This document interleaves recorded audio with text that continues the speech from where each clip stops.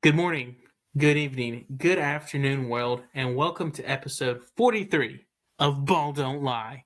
I'm your host, Jared, with my lovely and always radiant co-host, Starkey. Starkey, What's say up, hello to everyone? everybody. Say hi to our Australian fans, Starkey. What's up to the Australian fans? They're still mourning their loss to England. Too soon. We love you guys. Well, we're doing good in ours. All we gotta do is beat Iran and we're in. I hope they don't try to get too cute tomorrow. Just stick to the game plan, boys. Stick to the game plan. All I need is one goal. One goal is all I need. One goal and great defense. I still allow 0. Because what it's going to come down to is the score differential. And since, I don't know, but also, did you know the fact that Budweiser is pissed at Qatar? Yeah. I don't know, did I talk about this? Did we talk about this? We didn't, but I heard on the radio. So, Qatar banned the sale of beer in the stadium. So you got all the Mexicans sneaking in tequila. I've literally seen all the Mexican fans literally sneaking in tequila in the fake sunglasses or binoculars. That's got crazy. The Russians sneaking in. I don't think Russia's even in it, but you would have them sneaking in vodka. And then you got the Germans trying to get beer in there. So Budweiser's pissed because they had a deal with FIFA. They were going to be the official beer of the World Cup. Well, Qatar said, no. Like 4 days before the World Cup kicked off. And that just kind of proves about how crazy and how this World Cup will never happen again in Qatar. No, I don't think anything will be there because they had to do it in the middle of the winter or beginning of the winter when all the European leagues are going full effect, and they had to postpone all those because all their players were playing here. And then you got that, and then I got not selling the beer. And the Germans, they're pissed. Yeah. So the winning team gets all the beer they were going to sell. I was telling my dad, really, I was like, Germany. Yeah, so the winning team gets all the beer per Budweiser of what they were going to give to the FIFA. So if Germany wins, all that beer is going to last maybe a day. That's about right. We're talking about when they were playing in Belgium, Germany, the NFL game, instead of drinking out of the cans or bottles, they were drinking out of pints and pitchers. Yeah. The Germans know how to do it. With their schnitzels. I love it. And I'm here for it. But folks, we have a great show in store tonight. College basketball is booming right now. We just finished all the Thanksgiving tournaments. NFL's slowly winding down for some teams, and some teams it's picking up. NBA, same thing. Some teams have, shockingly, we're maybe 20 games into the season, and they're already saying, yeah, we're dunskies. We're done. We're shutting it down for the year. And then, of course, college football's winding down, and it got chaotic on Saturday. Yeah, very, very quickly. Actually, Thursday and Friday got chaotic. Yes. So I can't just say Saturday. But let's jump into it. Starkey, Tigers. They looked pretty good in the tournament. They did not look bad in the ESPN events tournament. If not for a fluke freak bank shot by Seton Hall, very good chance we would have been tournament champions. Which everyone still says that was the referees screwed him in that game, which I didn't watch it. I fell asleep. I didn't either. But, hey, you're looking good. You're making great things. And Alex Lomax must have been listening to the show. Dropped 12 points last night. If that's not a career high, I don't know what is for a fifth-year senior. And then what makes me more mad I think we're going to probably start on this bandwagon too. Quit playing Jaden Hardaway. Yeah, honestly, I think the only reason Penny has to play Jaden is just because of there's no one else to really play that three. Or no one else he trusts, rather. But I don't know. Well, here's the thing. It's crazy. Dion plays his kids because guess what? Dion's kids are freaking good. Like Shador could have gone to almost any school in the country. And Shiloh played at South Carolina before he transferred to Jackson State. Yep. Granted, he was like the third string, but hey, guess what? He still was on the SEC defense. And Penny's kid, he had no scholarships besides us. Right. Now, I'm praying to the good man upstairs that Ashton, from what they're saying, is supposed to be as good as advertised. Because they kept saying... I've heard that Ashton's supposed to be pretty good. They kept saying Jaden was supposed to be this great three-point shooter. Never saw it. No. Still waiting on that one. I guess no, that's not fine, but gosh, it's just depressing to see. I don't know. Maybe am I too hard on the kid? I don't think so. I mean, he's been in the program for what? This is his third year. Yeah, third year. At this point, like we know. No, fourth year. He got redshirted. Okay. At this point, like we know what he is. So, I mean, if this is your fourth year and you're still knocking down the threes that everyone said you were going to come in and do, I mean, when are you going to start? You're trash. You're trash. I mean, he's literally only there because of his last name. Yeah. Literally. We need Demaria. Free Demaria. I think it's good. I don't think we're going to get him, if you want my honest opinion. I think we hear something soon. I like your positivity, Sparky. I really do. Somebody has to be, right? Usually I'm the positive one. Can we get Antoine Jones back? I wouldn't hate it. Can we get everyone's favorite? Where is Antoine Jones?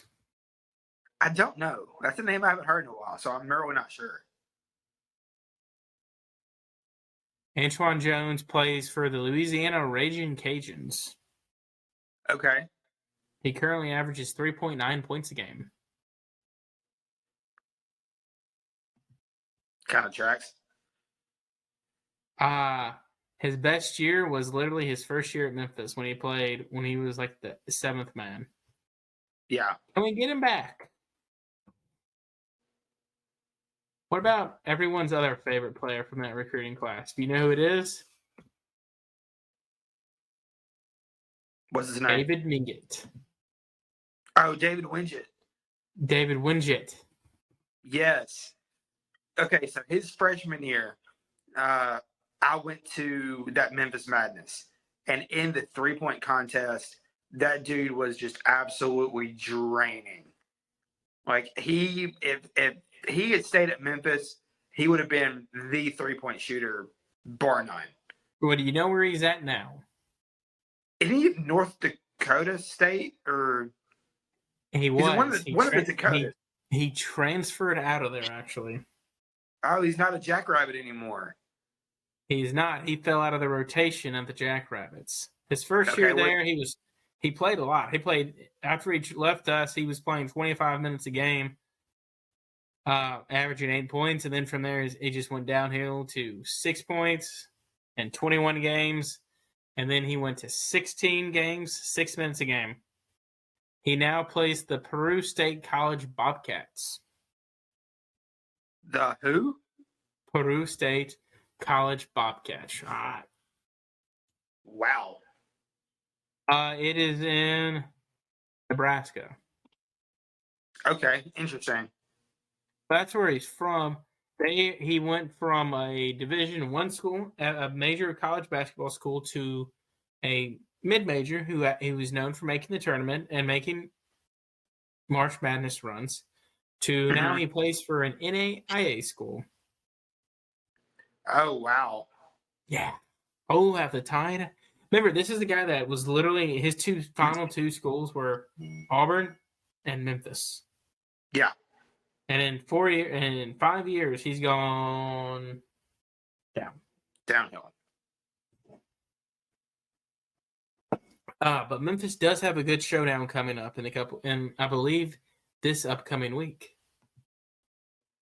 Talk about the game Saturday. The game Saturday, baby. Yep. Memphis versus Ole Miss, I believe, at Memphis. It is at Memphis. Will it be packed? Yeah. No. Do what? It will not be packed. You don't think so? No. You think Ole Miss fans are going to go? I mean, football season's over, so Ole Miss could literally be playing for the national championship in basketball, and their fans wouldn't go. That's actually pretty. They have one of the nicest basketball arenas in the SEC because it's the newest one, and they still don't go to it. Yeah, that's actually very true. Granted, for you to actually go to, you have to sit upstairs because everything in the bottom is season tickets only. Yeah. So, which makes no sense to me, but Ross B. York, baby. Yeah. Thank you, Ross. So yeah. But that's a big game. Here's the thing: since they brought this rivalry back, do you know who's actually won more games? I want to say Ole Miss. Ole Miss has had their number. From when I was a senior in college to now. One more time. I said they have had Memphis for the past 5-6 years. Ole Miss has been beating and breaks off Memphis. Yeah. And I get you. Look at last year. Yeah. Last year's Memphis team that made the NCAA tournament. Granted, remember that was when we were at dark times with this Memphis program. Yeah, it was. Last year, you were like, okay, it's time to fire Penny. That was the predominant thought throughout the season at that time was it had run its course. So do that. Let me see. Let me see if I can pull it up real fast. Because now we're about to get off track, and you know what? I'm fine with that. Yeah, that's last year's Memphis team. Remember, we started off hot. We beat Lemoyne, Lane, Tennessee Tech. Well, granted, we didn't play anybody. Beat the brakes off North Carolina Central, St. Louis, Western Kentucky, which is a good game. Western Kentucky's a great mid-major. Yep. Beat Virginia Tech. Then you play Iowa State, who at the time everyone thought Iowa State was a great team. Yeah. And then they fell apart and they fell hard. But they still made they ended up making a Sweet 16. So then you lost to Iowa State, and then you had the debacle against Georgia. Yeah. And then you lost to Florida Ole Miss. Murray State beat them. Memphis had a 15-point lead at halftime and blew it against Murray State. And John Morant was not playing for them. That should never happen. But that you beat Bama. Never ever happen. Which still shocks me to this day. Yeah. It still shocks me to this day that Memphis beat Bama that year. Yeah, that was kind of the turning point of the season. Well, and the guys think because they were going to play Bama, then Tennessee. Yes. And the game got canceled because of COVID. Correct. Yes. And everyone's like, well, everybody, because it got canceled right before, literally an hour before tip-off. Yeah. Because I remember I was, running home to go watch it, and then turn on the TV, and game canceled. I was like, what? Yeah. Oh, yeah. We were going to get, an early lunch somewhere and then probably come back and watch the game.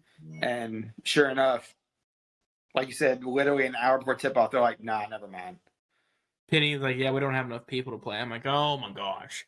But that's neither here nor there. We've gotten too far down this Penny spiral. Arkansas, we played great last week. we ended up losing that nail biter to Creighton, which that's fine. Hey, this Creighton is a veteran team, and everyone kept saying you're looking at 2 Sweet 16, if not Final Four teams. I could see it. And I mean, Arkansas has the potential to be a Final Four. If not, I think they could make a run for the national championship. You have so much talent, length, but it's either here or there. Shooting's going to save us. Shooting's our saving grace. What we got to start doing, shooting the ball better. But and then the next night we played San Diego State. Musselman and a fan got into it. Which I hadn't heard about this until you told me right before we started recording. How did you? I had to I'll have to see the video, but if you guys don't see it, we'll post it on the BDL stream, but on Twitter. But yeah, apparently Musselman was jarring with some fans after the game, and he did the loser sign to some fans, and he was like walking off. Well, some big, about 6'4", 240-pound guy came running down there after Musselman. So then his little son, his son's about, Musselman's like 5'5". Yeah. His son's like maybe 5'7". So apparently his son wanted to fight the 6'5" guy. So Ronnie Brewer literally put him in a chokehold and just picked him up and walked him off the floor. And then Musselman's like, yeah, I'm sorry. But here's the thing. If you look at it, Musselman's coached a lot of his career out on the West Coast. So he knows everybody loves and knows him, and he's probably beat almost everybody. Just if you really think about it from his G League, NBA, and all his college experience, it's been predominantly on the West Coast. So and then we had a big shocker in the poll today. This is probably the most I've seen a team move up in my life in a poll. I'm wondering if we're talking about the same team. Purdue, the Boilermakers, yes. Here's the thing. I'll probably get hated by the in-laws for this, but in the Purdue gang up there. But yes, Gonzaga is that is a great tournament win against Gonzaga. Your last 4 games were very tough. West Virginia, Marquette, Gonzaga. I think you have them at the first 2 out of order. Gonzaga and Duke. Duke, yes. Here's the thing, Gonzaga. I would go on a record and say they're only ranked high because their name's Gonzaga. This team is not as good as last year, and once again, you play them physical. What happens? They crumble. Purdue plays a physical, literally 90s style basketball. Yep. And Edey's a good college player. He'll never have an NBA career, but he's a good college player. Yeah. And then they played a Duke team, which is like they're a young freshman team. But hey, you beat like 7 5-stars. So I'm not going to fault you there, but I will go on a record and say Purdue will once again not make a Final Four. Yeah. Not make an Elite Eight. I think they'll have a good run, but I don't see them as a Final Four team. Matt Painter will not adapt in the postseason like he does every year. Right. And they will lose just like last year. Tallest guy on the Peacocks, St. Peter's, 6'7". Your tallest guy, 7'5", and you got out rebounded. Well, hey, we still stand St. Peter's. Dude, speaking of that, what about our boy Eddard? I have no idea. What about our boy who's now at Bryant, Eddard, who literally is starting a slapping fight? See, I haven't heard anything about it. He's over there literally starting fights against Syracuse in the worst possible arena, and I am here for it. So apparently him and the guy were jawing, and then the guy turned his head. You didn't see it? Okay, now that dude, so they're playing Syracuse. They ended up winning, and our boy, and Doug Eddard, Doug did not have a good game, but so Doug apparently got pissed and just slapped a guy in the back of the head, and then that guy turned around, slapped him. And then you see like coaches and all that. They almost had like a brawl would have started if the coaches didn't interview. Okay. Now that you describe it, I think I did see that. but I didn't realize who it was. I wasn't paying attention to who it was. It was Doug. Little Doug. Shout out Doug. Little Doug's out here starting stuff. So and we have some big games of this week and next week, college basketball, and then you're getting closer and closer to conference tournament, conference play, and I'm here for it. Yes. I am scared. Local Memphis guy, John Martin, said today on the radio that he is picking Arkansas to win the SEC, and that has me terrified. Oh, wow. Yeah. Has me terrified. I also want to say Anthony Black is a GOAT. He is now shot up draft boards. And I've been reading mock drafts. We have former Memphis Tiger great Amani Bates is now playing his way into a first round. He's playing his way back into the first round. That's awesome. Good for him. It's funny. Well, he should be playing his way back into the number 1 pick. Because remember, 2 years ago, start of the season, it was Victor, Amani. You were making the argument for either one to go number 1. Yep. Tis, tis, tis. Have the tide have fallen. Let's jump into college football. Are you ready for it or no? Let's do it. Yeah. I really don't want to. Well, let me get my sadness over. We sucked. I told y'all Missouri always has our number, and they had our freaking number. Yeah. It's literally been the tale of Arkansas this year. Our offense plays great one half. Defense sucks that half. Then you flip-flop it. Mm-hmm. Offense sucks in the second half. Defense is playing lights out in the second half. Yep. And why? Explain to me this. KJ, 6'3", 240. Rocket Sanders, 6'2", 225. Why is Rocket not in on the 2-yard line? When it's first and goal from the 2, Rocket Sanders never went in the game. See, I heard about that. That is inexcusable. Like, that is just a ridiculous decision by whoever made that. I don't know if it was Pittman, if it was Browse, whoever it was. That is absolutely ridiculous to not have the second best running back in the SEC. Whoa! Easy. Just saying. I get my things in where I can. Rocket only had 10 carries that entire game. That's. He was 98 yards away from being the SEC rushing leader. Yeah, that's ridiculous. 10 carries.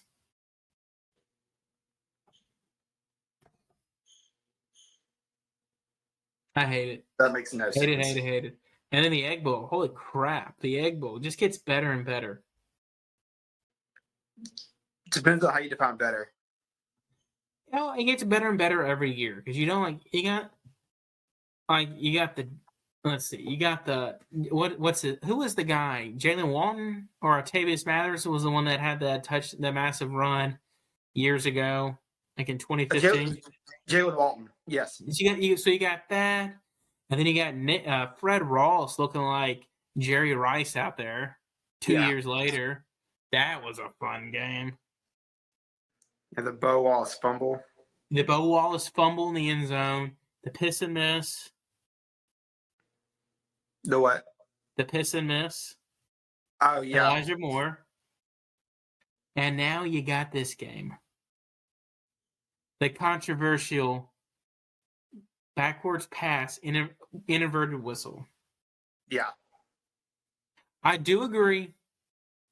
If there's an inverted whistle, the play's dead. So I don't understand their logic. I will agree, y'all did get screwed there. Yes. But here's the thing: State didn't come up with anything, so I don't think it really mattered. I don't think they scored. Yeah.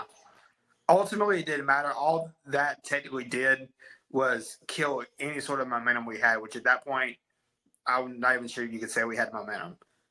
I do want to give Jet Johnson a massive shout out for picking up the ball though in that play. Yeah, that was smart. That was good. That was a good heads up on his part. He literally picked it up. Sure. I agree with Kiffin. You blew the whistle. The play should be dead. Why? Yep. I was like, The second I saw them review it, I was like, "Oh crap, they're gonna overturn this. Yeah, They're gonna roll it a fumble." I was like, "Oh yeah, my gosh, Ole Miss just got." I hate Ole Miss, but I'm like, y'all got screwed that game. yeah. We did. And then freaking Jonathan Mingo, get him out of there. Jonathan Mingo is garbage. He has his moments. How many drop passes did he have?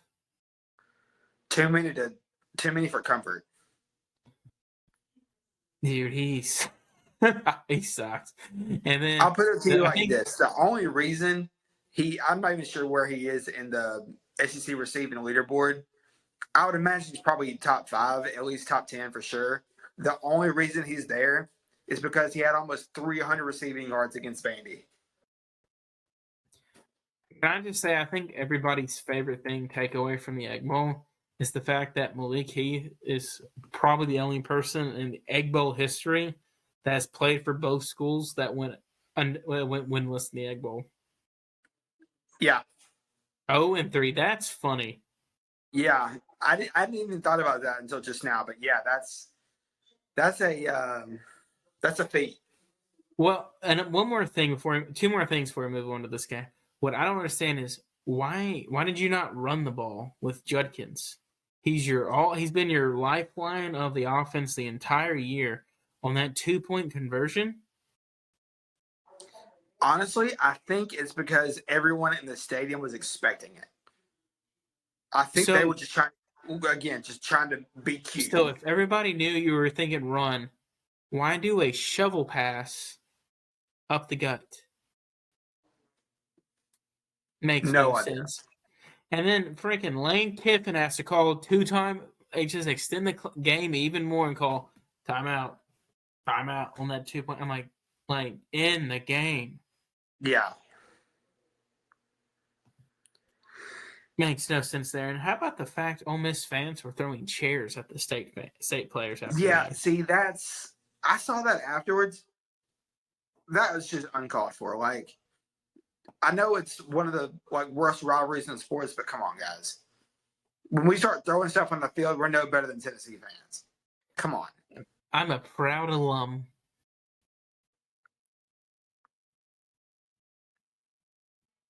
I'm just We saying. never did that. We just threw cups. Which they threw cups they threw cups like whenever the fumble was that third quarter? I believe it. Yeah, third quarter sounds right. I think it was third. Whenever they did that inverted whistle fumble, that's when they started throwing cups. So I'm like, oh, this is about to get wild. Yeah. This is why you don't sell booze in Oxford in the football stadium. Yeah. At one point in the second half, Ole Miss had 4 offensive yards. Total. Flashbacks to the Arkansas game. Yeah, no kidding. Well, here's the thing, too. Mississippi State's offense was literally giving y'all the game. Yeah. Like, State should have won by like 50 points. Oh, easy. Yeah. Will Rogers, I'm off the hype of the Will. I hope he proves me wrong in their bowl game, but I'm off the Will Rogers hype train. See, but that's the thing about the air raid offense, though, is he's a great quarterback, but with that offense, it's a roller coaster. Yeah, you put up 50,000 yards a season, but there are some games you just come out just flat and you don't do anything. Well, here's the thing. I could run that offense. All he's doing is 90% of the time he's hitting the check down. The check down. Oh yeah.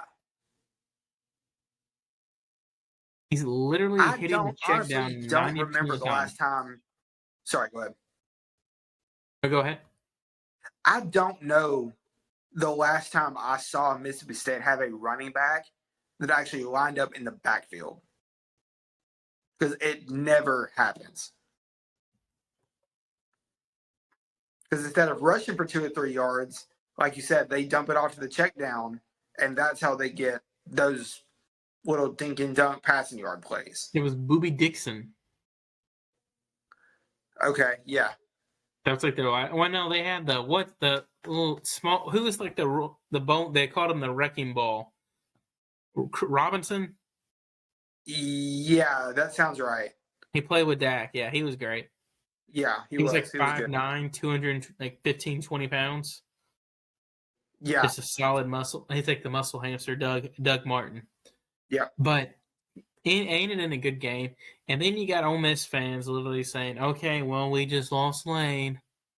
To a day or two later, Lane Kiffin's in talks with a contract extension. You're like, what? Yeah.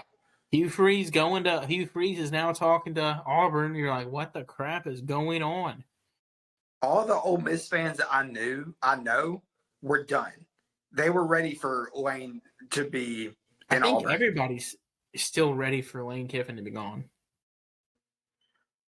He's gonna have to do some serious damage control, and I don't know how that's gonna happen.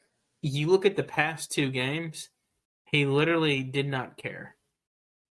Oh no, Like he wasn't as pissed off as you thought he would be when Arkansas was beating the brakes off him, when your amazing high-powered offense was getting shut down against Auburn and against State. Yeah. That's just me. And then he never really denied the rumors. I think what it really is that State reporter broke it, and that made him mad. Yeah, I agree. And we all know Lane Kiffin's one to hold a grudge. Yeah. So he's like, okay, you want to do that? Well, I'm not going to go to Auburn. Or I think he wanted the bag. He wanted a lot more than what Auburn was willing to pay him. But then all of a sudden you get Hugh Freeze going there.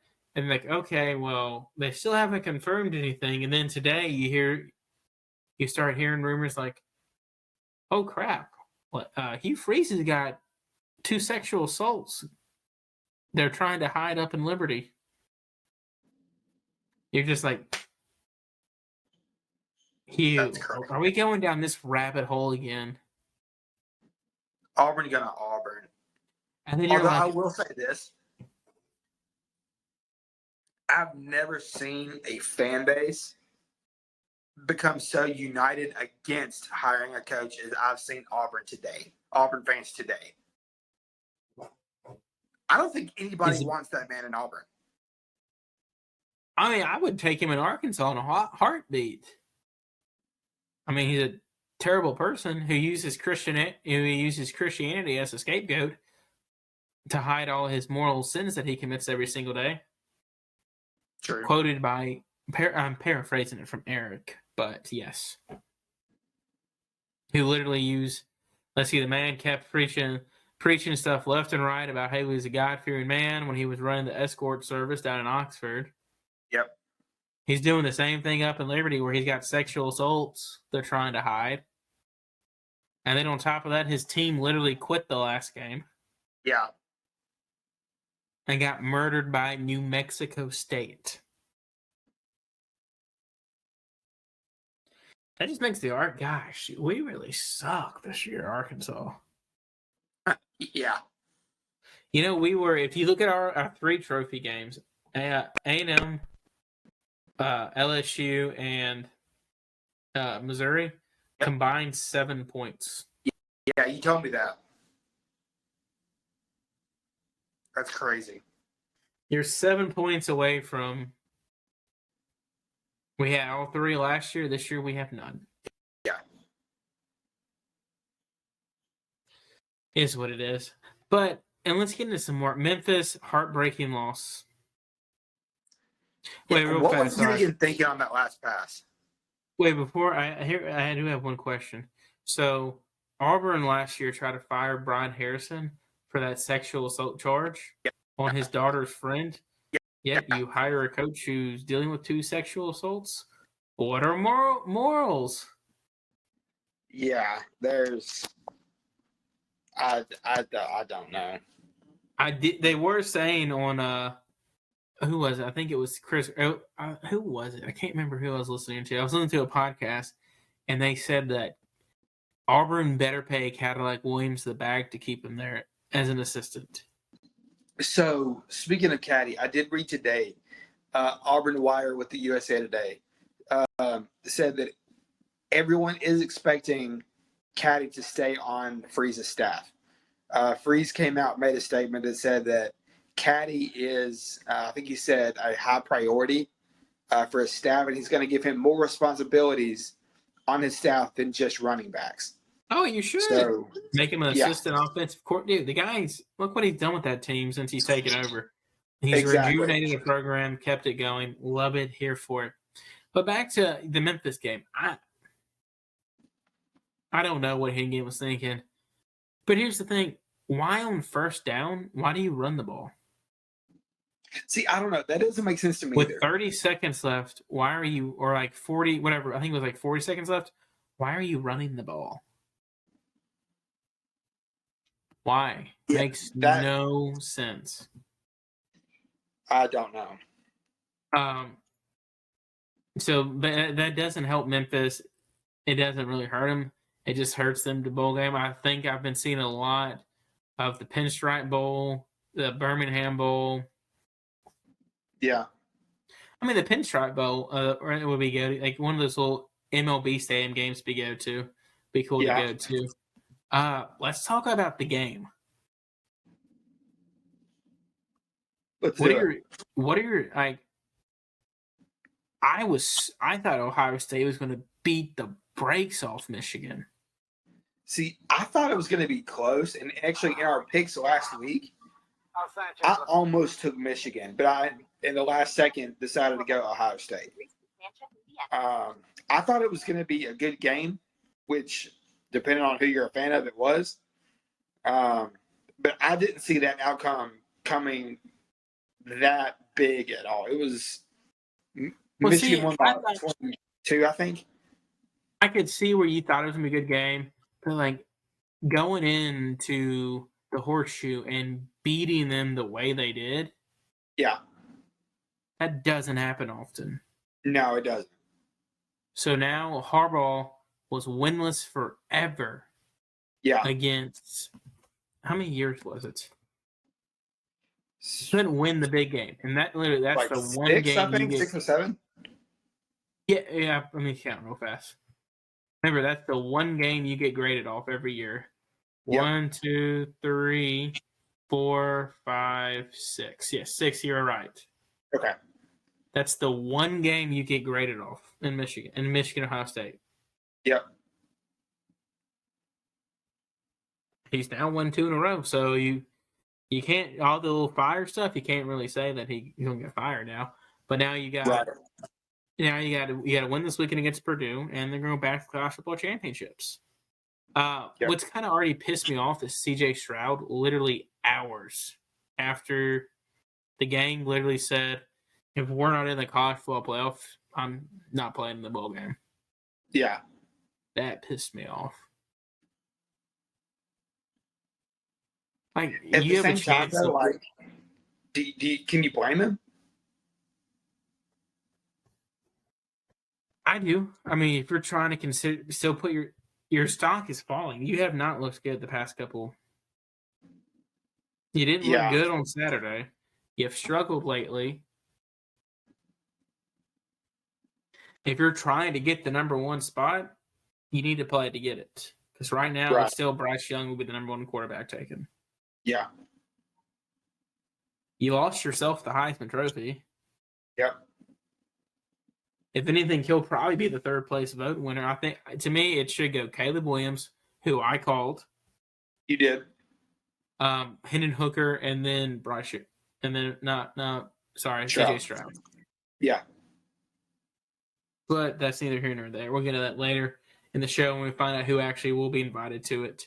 But they look terrible. Like, you got Marvin Harrison Jr. and I can't think, what's the other guy's name? I always get his name confused. I can't pronounce it. It's got like 3 names. Anyway, there's no reason why he should have lost. Yeah. No reason. To J.J. McCarthy.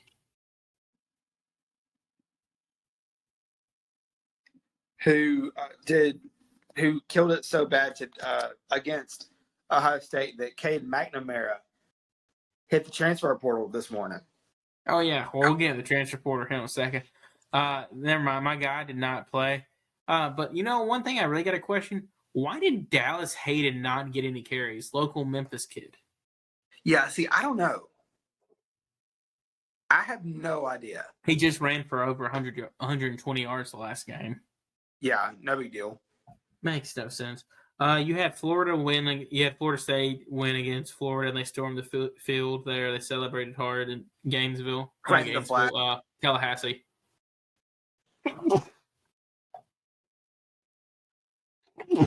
And they planted flag at Ohio State, so that's going to be a great game next year.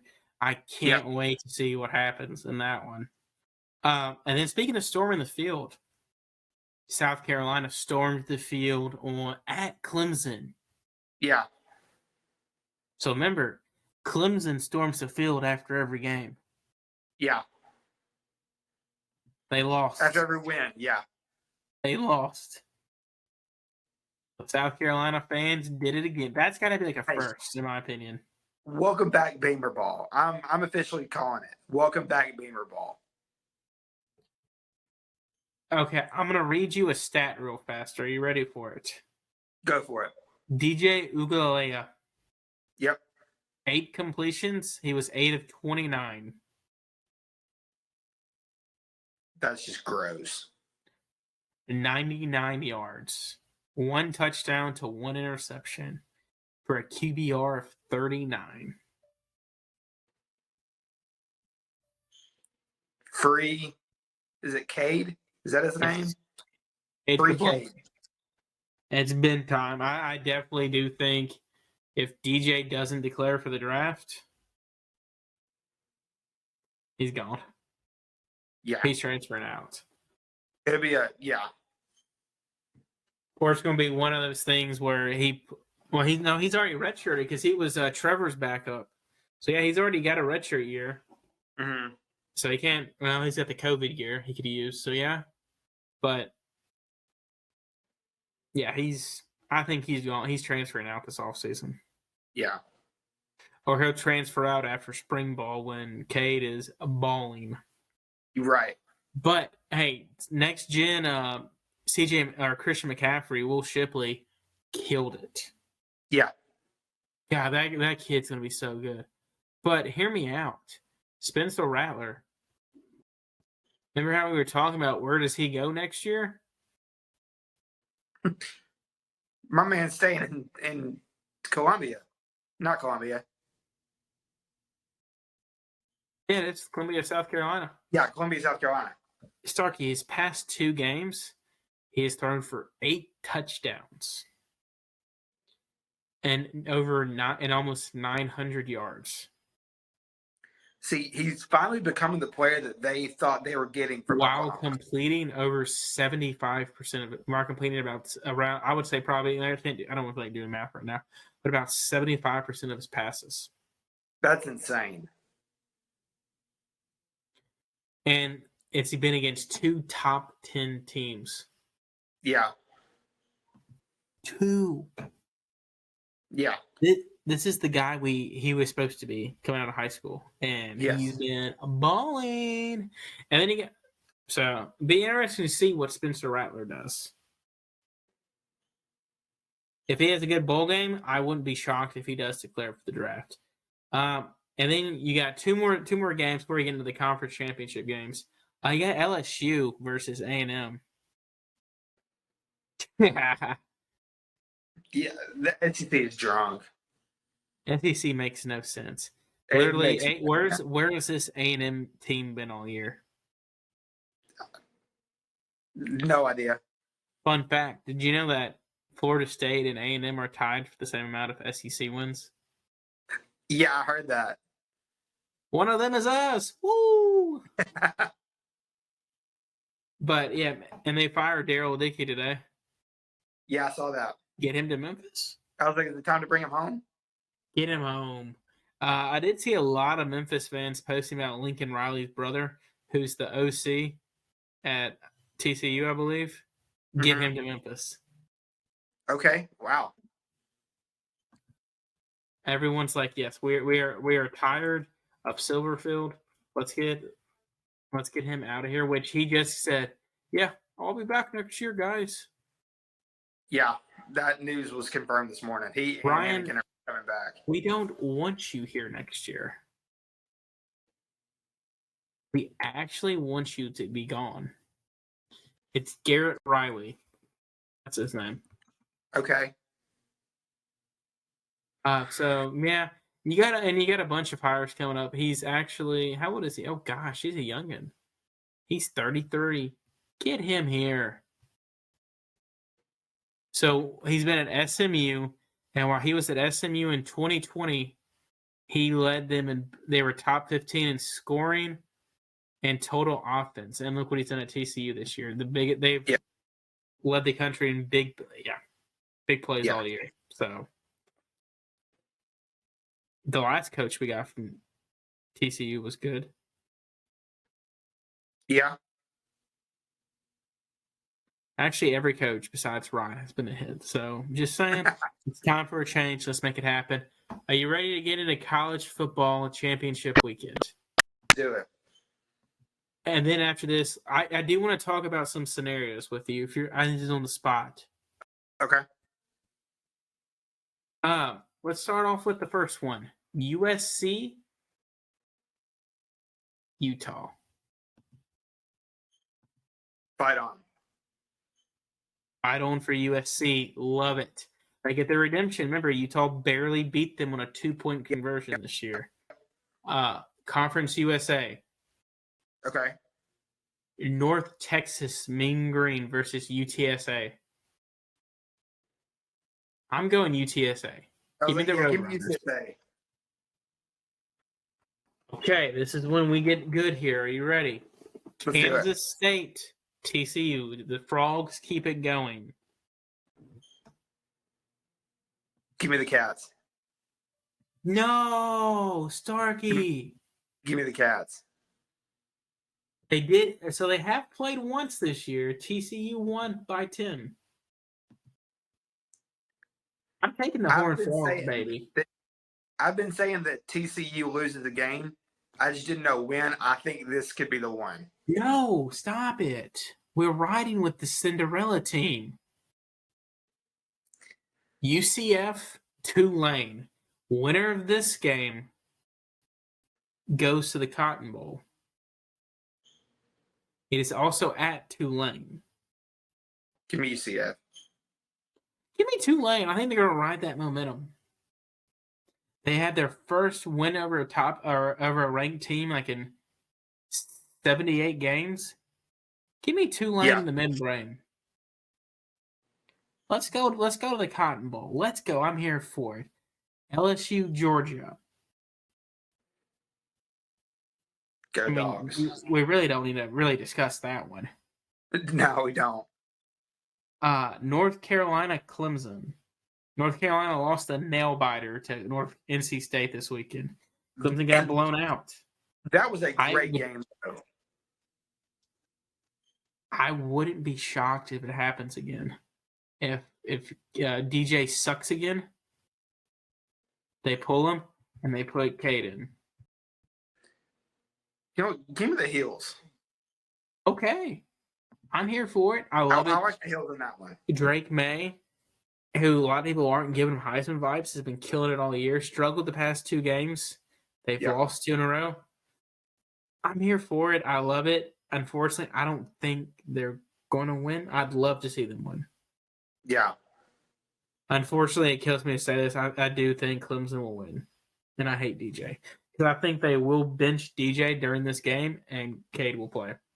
Yeah. The final one, Michigan, Purdue.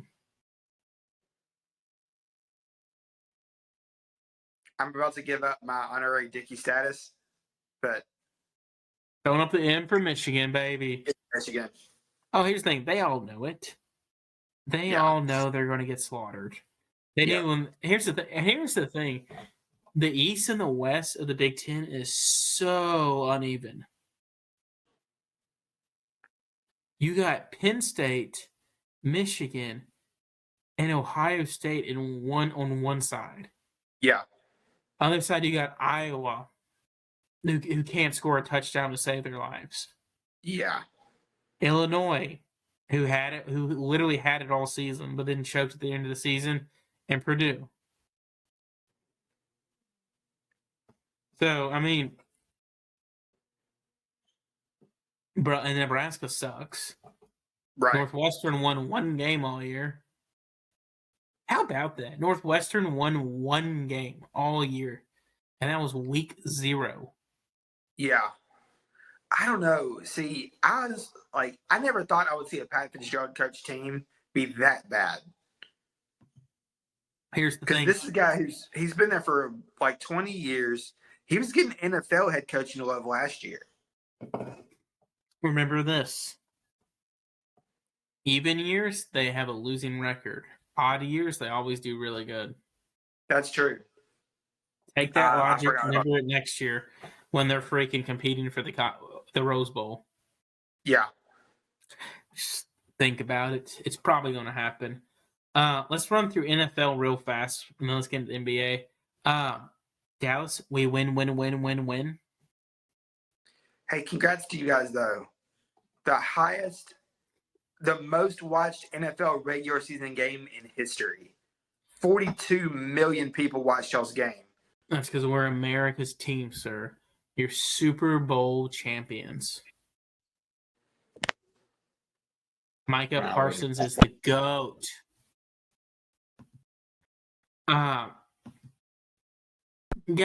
This, I don't know. Because I'm about to say something here, it's just depressing. You're a man of faith, right, Starkey?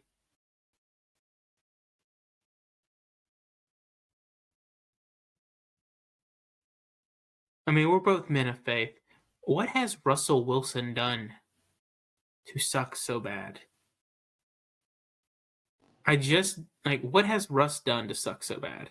Who is he pissed off? I have no idea. He's a great man of faith. Has he made the big man mad? I hope not. I mean, I don't know. But whatever's happened is not been good. If this is God proving a point to Russ over trying to get out of Seattle, he made his point. Yeah. He's literally punished them. They lost to the score is only 13 points. But they literally got destroyed by a terrible Panthers team. Yes. Sam Darnold was the starting quarterback. And you should never lose to a team quarterbacked by Sam Darnold. They didn't even have Christian McCaffrey. He doesn't even play for them anymore. Right.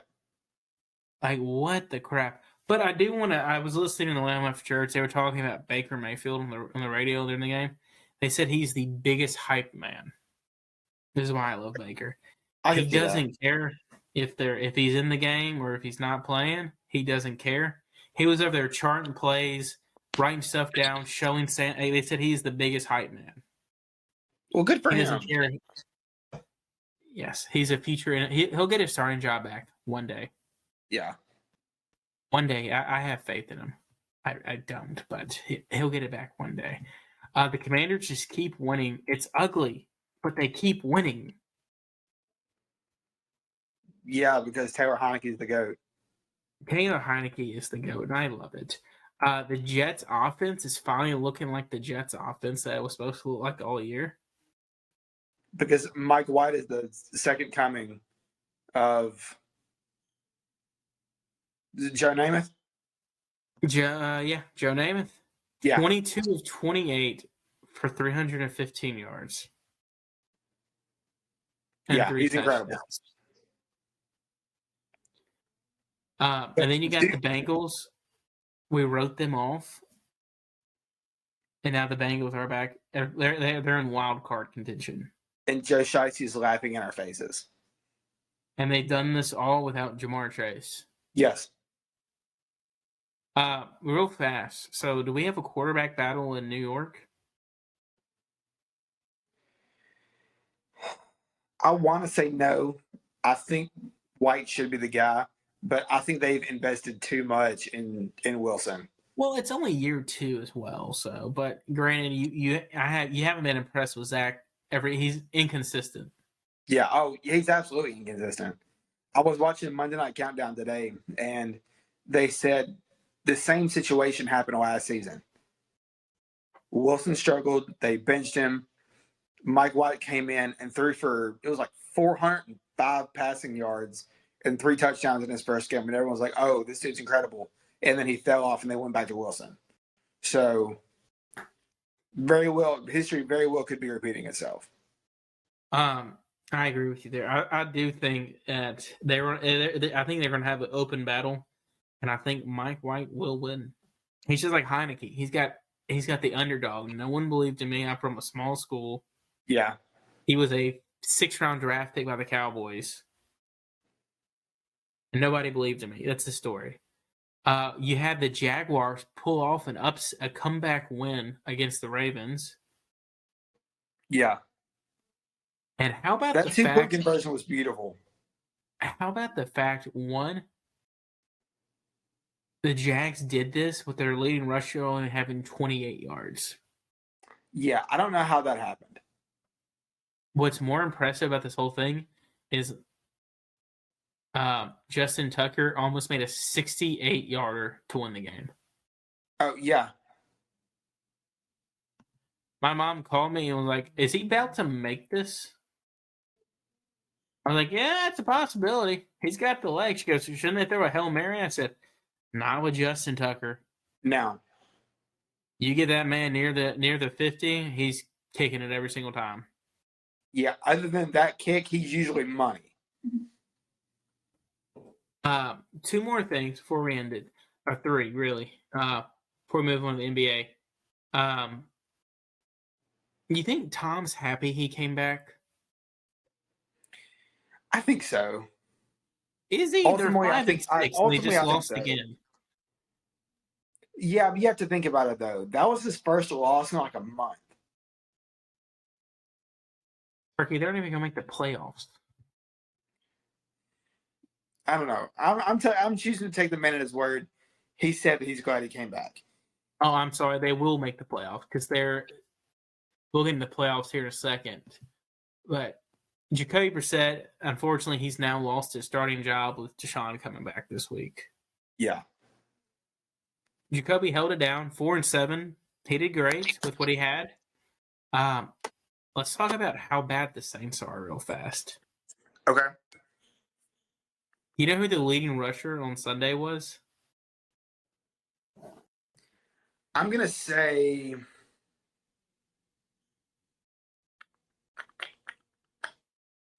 Was it Taysom?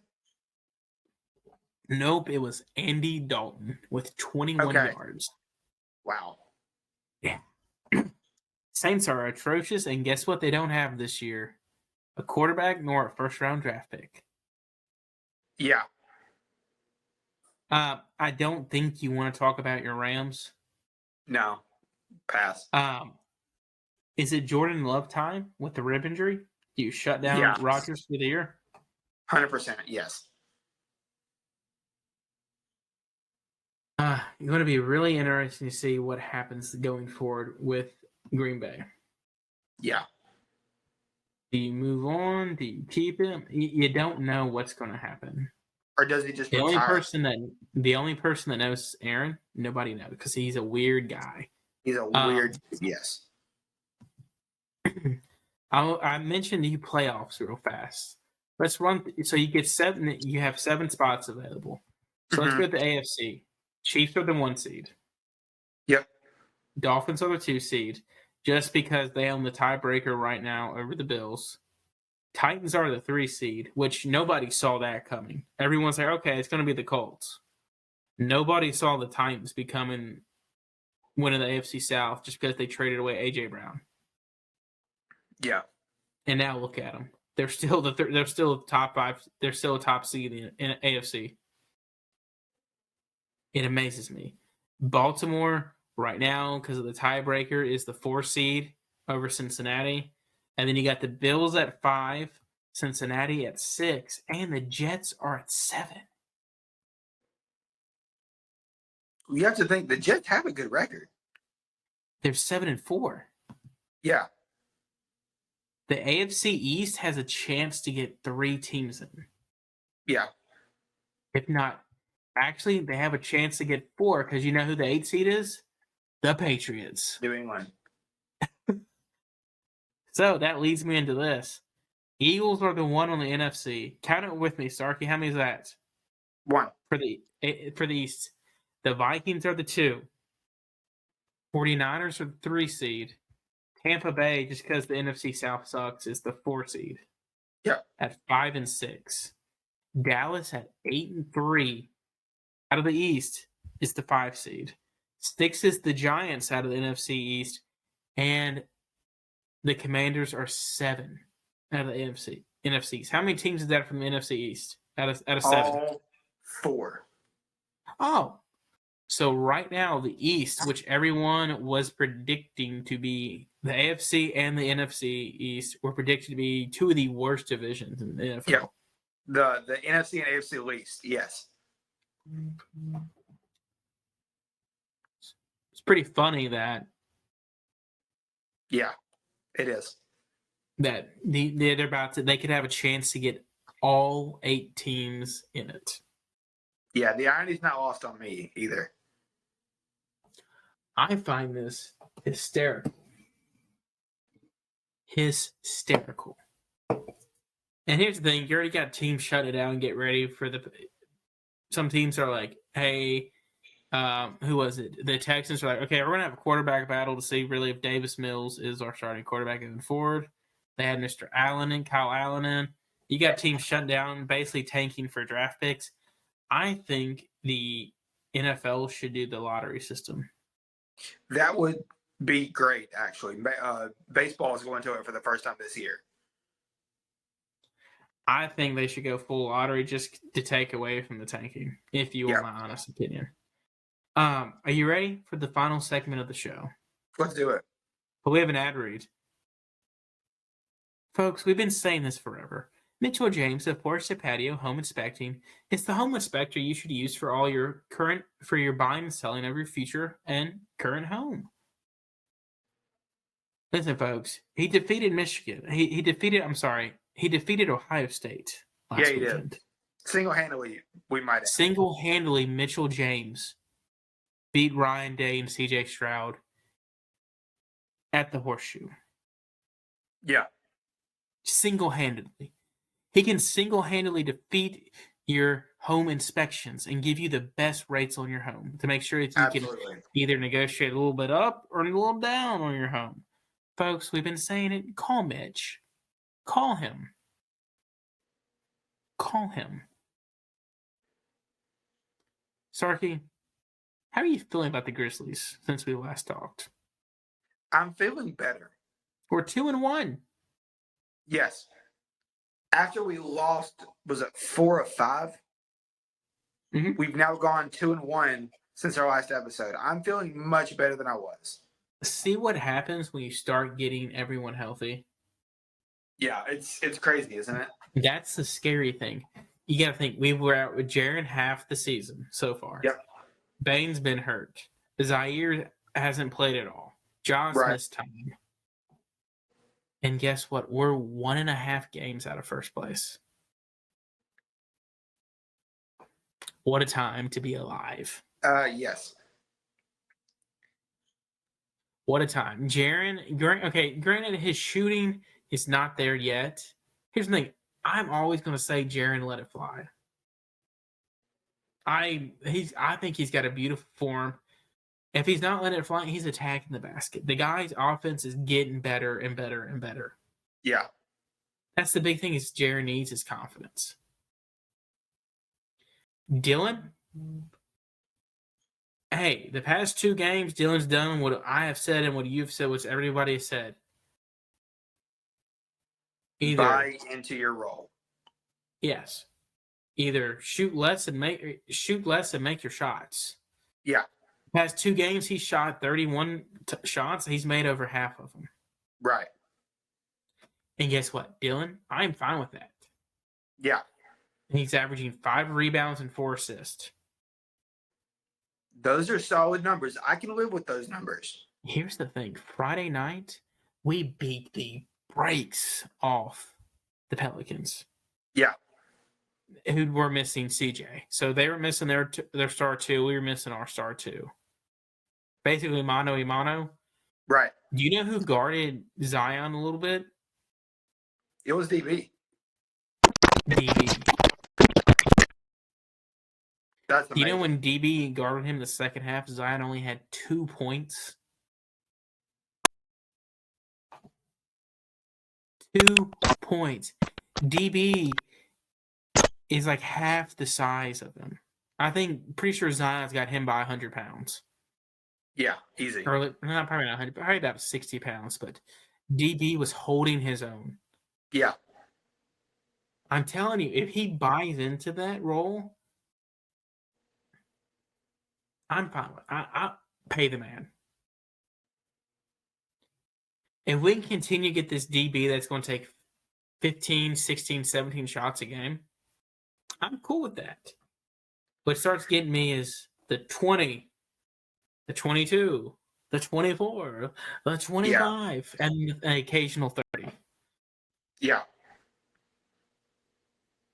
That's what pisses me off. That's what pisses me off. Like, this is the DB right now that we all love. Right. This is But the the menace. thing is, DB's gonna. There's at any point in time, DB could just jack up those 30 shots.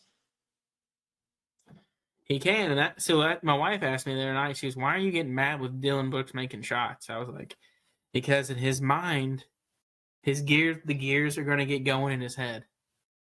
That, hey, I'm on fire. I should keep Kobe in it." Yeah. No, Oh, Dylan. in his mind, his light is always green. No, Dylan. No, Dylan. Like, you know the book No, David, No. Yes. No, Dylan. No. No, Dylan. No. I should write a book. But this is. I'd buy it. I would really. It'd be pretty good. It'd just be no, Dylan. Don't shoot it. No, Dylan. Don't pull up from 35 feet. No, Dylan. Don't make a stupid pass. But, and here's the thing: our rookies are starting. Like David Roddy's starting to find his groove now. Yeah, which it's about time. LaRavia. Well, here's the thing: when you watch Roddy play, you really see Dylan Brooks 2.0 out there. Yeah, you really do. The way he plays defense and how he'll let it fly. Yeah, he's a Which younger, I think cheaper Jenkins has literally given everybody on the team the green light.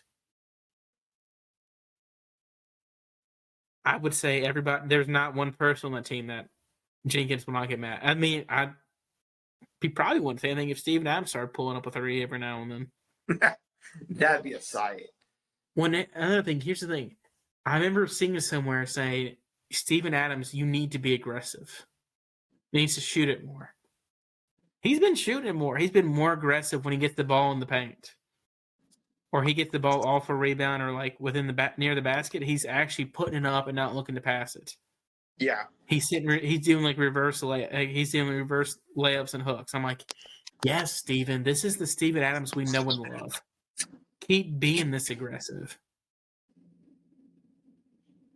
And let's talk about Friday night.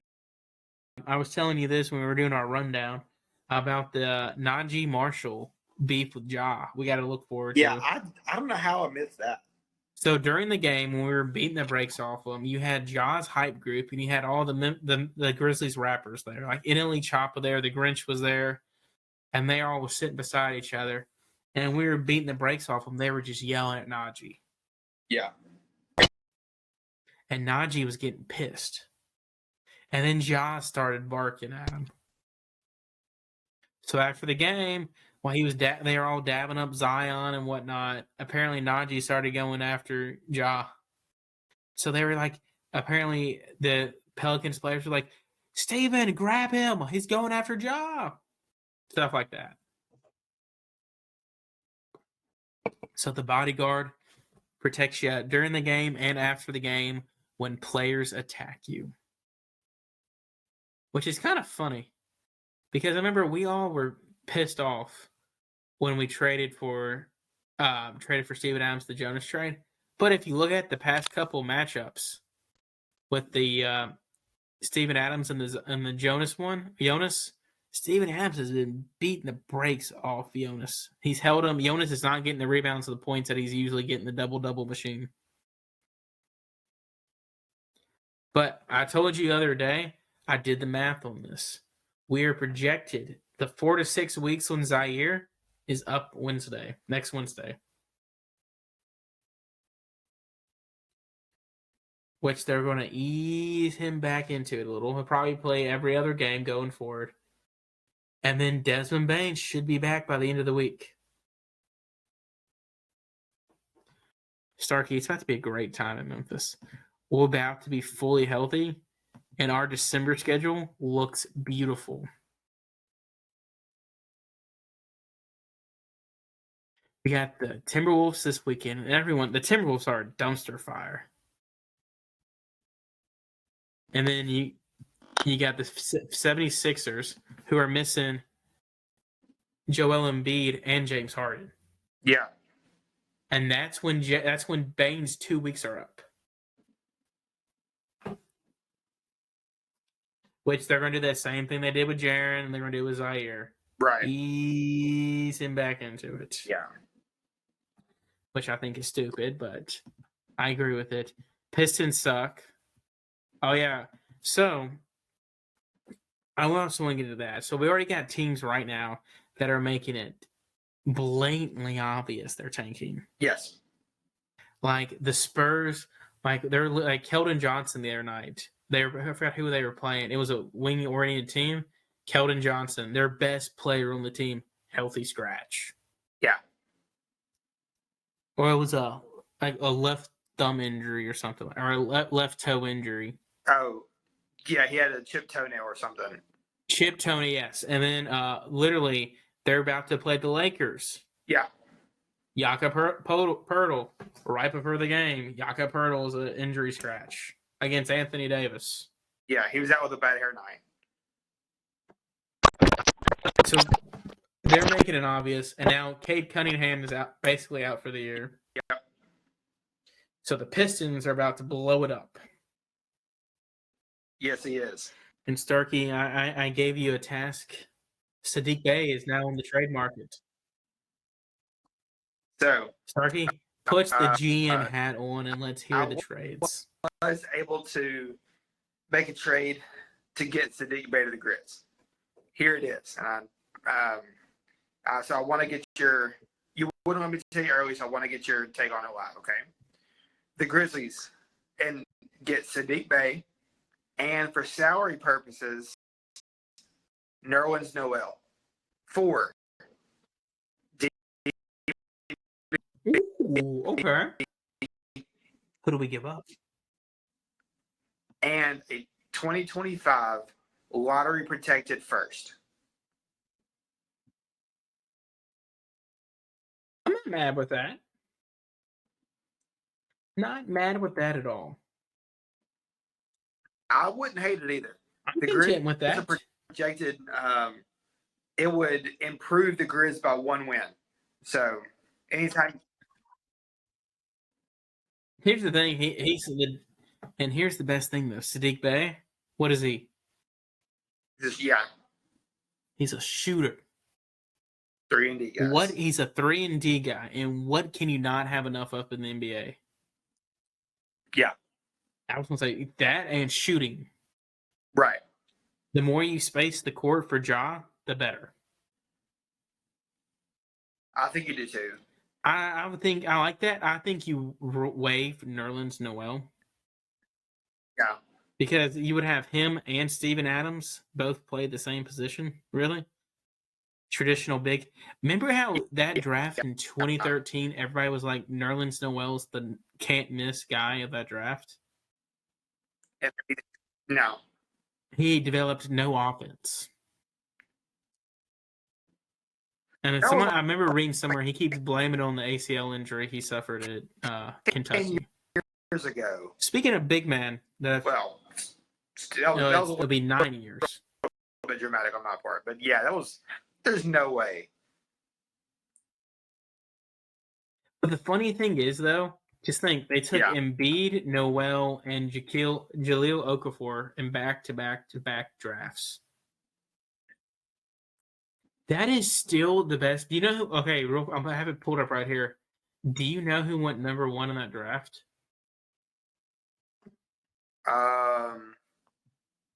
Which year? 2013. I don't remember. That was the Anthony Bennett year, yes. And he got waived by Cleveland after that was the next year or something. Okay. No, he got traded. Yes. They traded him in the LeBron deal to Minnesota. Him and Wiggins both got traded for the LeBron, because remember LeBron wanted K-Love? Okay. That was also the year of them having back-to-back first-round draft picks, or first overall pick. Gotcha. And it was 3 and 4 that they had the number 1 pick, because they had Kyrie. And then 2012, it was Blake. No, it wasn't Blake. Who was 2012? Yeah. And then they had Anthony Bennett, and then they had Wiggins the next year. Okay. 2012 was Anthony Davis.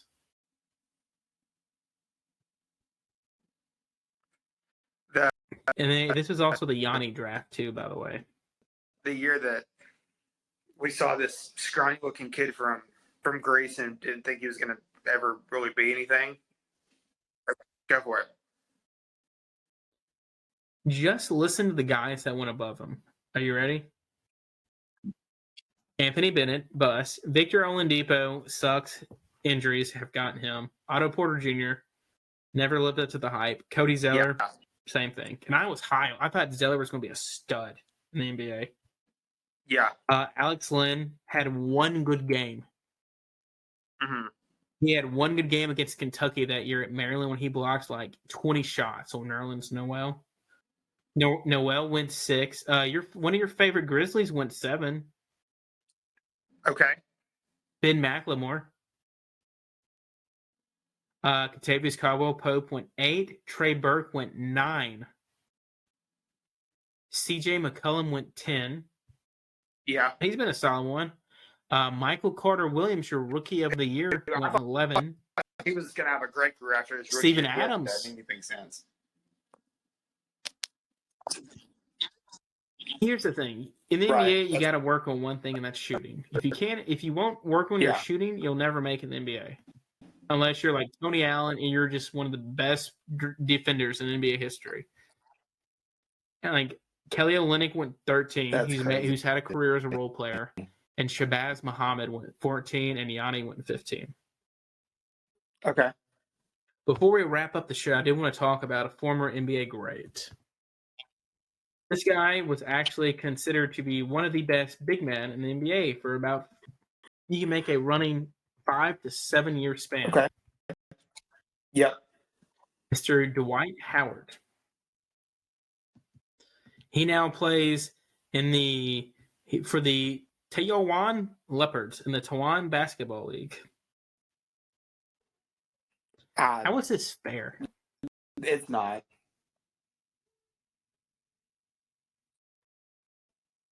So, you mean to tell me Dwight Howard could make... So, I'm reading his contract right now. He got $1 million for 1 year, which is $920,000 more money than this Taiwan basketball... Or $980,000 more than what they pay. They pay their U.S. players in Taiwan. They pay them $20,000.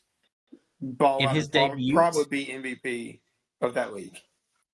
That's wild. In his debut, he almost had a triple-double. 38. Gotcha, that's wild. 38 points, 25 rebounds. Goodness. 9 assists, and had 4 blocks. Oh, wow. Here's the best thing. They said this guy was pulling up from 3 every time he got almost. They said he pulled up from 3, I think, 10 times. He had 10 3-pointers that game. What? His NBA career three-pointers attempts were 42, and half of those were just like end the quarter heaves. Yeah. That's and then crazy. you have Shaq, and then Shaq hates him. Shaq is Yeah. not a Dwight Howard fan because of the whole Superman name. Right. Well, Shaq made comments about I could be Superman in that league too if I wanted to come out. But you mean to tell me? Quit doing pizza commercials. I'm still telling you right now, Shaq could probably hold his own against Dwight. Yeah, even now. Dwight hasn't been good since like the year they went to the finals. Right. And you gotta think this guy was literally the best basketball player. Well, he was arguably a top 5 player in the NBA for about 4 or 5 years. Yeah. He was the best center for like a 6-year span. Honestly, what really got him was going to LA. That's when the back injuries just went downhill, and him and Houston never really gelled. Right. That's it for me, Starkey, unless you got anything to add for the show tonight. That's all I got tonight. I think it was a great show. I do too. Well done, sir. Starkey, you killed it, folks. We'll be back better the next week. We'll have our college football. Oh, we didn't do our scenarios real fast. Georgia's a lock no matter what, correct? I agree, yes. I would say Michigan is a lock no matter what. I agree. Ohio State, looking on the outside in. Yeah, right now I'd put Ohio State at 5. To me, I think TCU should get in no matter what. I think they ultimately will, even if they lose to Kansas State. Because it's hard to put a one-loss team to not put a one-loss team out, or put a one-loss team out that's literally been there forever. Right. Sorry, folks. Arkansas basketball just won. Whoop, whoop. Nick Smith Jr. only played 6 minutes. Wow. Oh, wow. I think they're easing him back into it, I think. But sorry, off topic. Got the alert the game was over. I had to look and see how Nick did. But USC, when they're in. Yeah. Agreed. So basically, for Ohio State to get in, you need TCU to lose. Or USC. True. I don't think you got to have one of those two lose. Let me see if I have it real fast. It was let me see if I still have it. I think I deleted it. Oh, here we go. So right now, Georgia has a 99% chance of making it. Yeah, that's a given. Michigan has a 97% chance. Explain to me this. Ohio State, 88. TCU, 83. Okay. Bama has a 14% chance to make it. Not going to happen. What team have I not said yet? Oh, USC. They have a 12% chance of making it. I think if Ohio State makes it, it's going to be because they do have one loss, but they're also a major brand. I mean, you got to think now, you're looking at this is going to be the first ever one without Alabama or Clemson. Yeah. I think what it's going to come down to is strength of schedule. Okay. And you look at the Big 12 did falter off a little this year, and TCU's non-conference is Colorado, who's 1-11, who's trying to get prime time. Yeah. Tarleton State and SMU. Okay. And if you look at their conference wins, Oklahoma was 6-6, Kansas was 6-6, OK State 7-5, K-State 9-3, West Virginia 5-7, Texas 7-5, Texas 8-4, Baylor 6-6, and Iowa State 4-8. Yeah.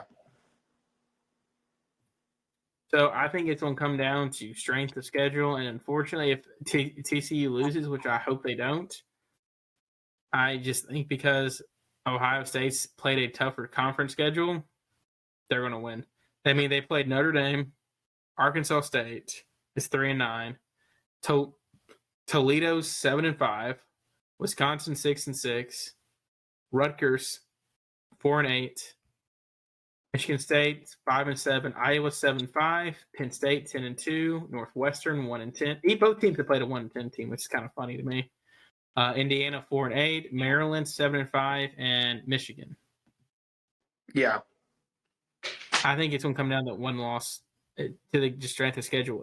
If because TCU's not going to lose. Well, that's our predictions for the predictions for the college football playoffs. Next week we'll be reviewing the bowl games. Sorry, my speech impediment was kicking in there because they will get announced on Sunday. It's hard to imagine this college football season is over. It is sad. It's sad. Yeah. It's very depressing. It feels like it just started and we had so much hope. And now my team's 6-6. We were number 10 in the country at one point. Right before we were highly ranked too. And now and we'll get into transfer portal too, because that opens up literally next Monday. Because everybody can transfer, and you've seen today, 27 people have been added to the website for transferring today, but I promise you it's a lot more than 27. Arkansas has had 3 today that aren't on it. I hate the portal. We'll get into that next week. Stargame, any closing rewards? Sorry. Want to give a reward out to anybody? Well done tonight, sir. Hey, well done. Lane Train back. Make sure you follow us on Twitter at BDL_podcast. BDL for life. We're getting matching tattoos. Bye, y'all. Bye, everyone.